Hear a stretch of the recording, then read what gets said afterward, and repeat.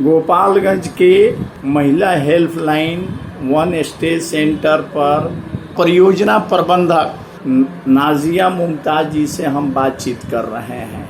Madam, यह बताया जाए, महिला हेल्पलाइन में केवल महिलाओं का शिकायत सुना जाता है कि पुरुषों का भी शिकायत सुना जाता है? पुरुषों का भी यहाँ पे डाक के माध्यम से, डाक द्वारा केस आता है और लगभग अभी पिछले महीने में 10 पुरुषों का केस आया है जिसमें पति पत्नी से संबंधित रहता है। महिला हेल्पलाइन में महिलाओं के सहायता के लिए वन स्टे केंद्र बनाया गया है, लेकिन पुरुष जो है किस तरह के शिकायतें यहाँ दर्ज कराते हैं, स्पष्ट कीजिए। पुरुषों का केस पत्नी से संबंधित ही आता है, जिसमें पत्नी मैके चली जाती है और उसके ससुराल मैके वाले उसकी विदाई नहीं करते हैं, या छोटी मोटी लड़ाई झगड़ा हुआ और पत्नी घर छोड़ के चली जाती है, उससे संबंधित ही पुरुषों का केस आता है कि मेरी पत्नी को रखवाया जाए, हम अपनी पत्नी को रखना चाहते हैं, कॉम्प्रोमाइज़ करके हमारी पत्नी को रखवा दिया जाए। यह बताया जाए, इस तरह के जब मामले आए तो आपके द्वारा कौन सी कार्रवाई की गई?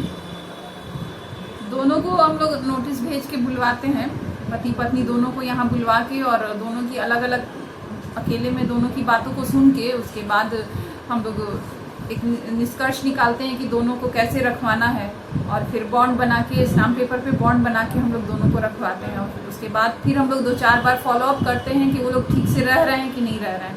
तो लोग खुद पत्नी कहती है कि नहीं मैडम, अब दोनों हस्बैंड वाइफ पति पत्नी कहते हैं कि अब हम लोग एकदम ठीक से रह रहे हैं, कोई दिक्कत नहीं है, सब कुछ ठीक है। महिला हेल्पलाइन में महिलाओं के लिए कौन कौन सी सहायता दी जाती है?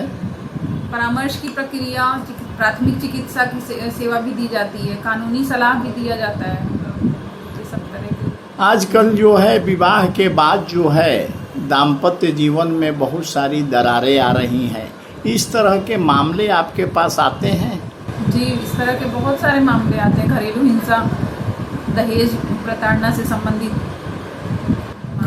कोरोना काल में घरेलू हिंसा की संख्या बढ़ी है, आपके यहाँ इस तरह के मामले कोरोना काल में कैसे लोग पहुँचाते थे?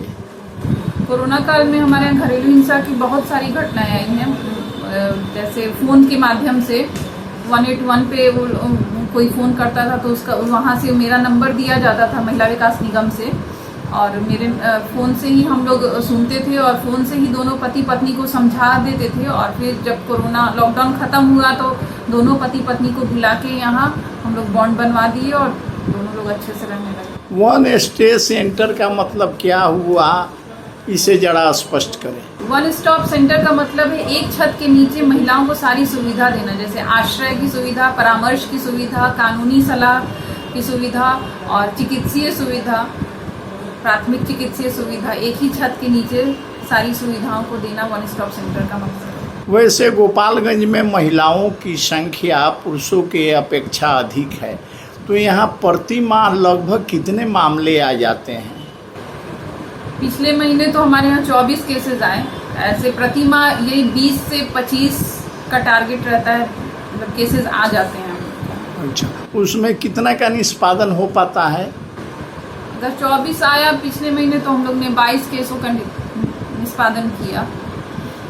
यहाँ पर जो महिलाओं का आश्रय गृह है, यानी 4-5 दिन रुकने का व्यवस्था है, तो उसके लिए कैसे, किस तरह की महिलाएं यहाँ आश्रय ले सकती हैं? अभी तो यहाँ आश्रय का वो नहीं है क्योंकि अभी स्टाफ की कमी है। जब स्टाफ हो जाएंगे तो यहाँ आश्रय, यही घरेलू हिंसा से पीड़ित महिलाएं हैं या यौन शोषण से पीड़ित महिलाएं यहाँ रह सकती हैं। हम बातचीत कर रहे हैं गोपालगंज के महिला हेल्पलाइन वन स्टॉप केंद्र के परियोजना प्रबंधक नाजिया मुमताज जी से। आप महिलाओं को क्या संदेश देना चाहेंगी? मेरे तरफ से तो यही संदेश है कि देखिए, हर पति पत्नी में छोटी मोटी लड़ाई झगड़े होते रहते हैं, तो जिसमें थोड़ा सा पत्नी को भी समझना चाहिए और पति को भी अपनी पत्नी को समझना चाहिए, और दोनों को मिलजुल के रहना चाहिए, और ज़्यादा कानून की सहायता, मतलब केस मुकदमे के बीच में नहीं पड़ना चाहिए। पति पत्नी का संबंध ऐसा नोक झोंक का होता ही है, और जहाँ प्यार है वहाँ लड़ाई झगड़ा भी होगा, और इसलिए हमारा यही संदेश है कि सब दोनों पति पत्नी एक दूसरे के साथ मिलजुल के रहें, एक बहुत- दूसरे को सपोर्ट करें। बहुत बहुत धन्यवाद।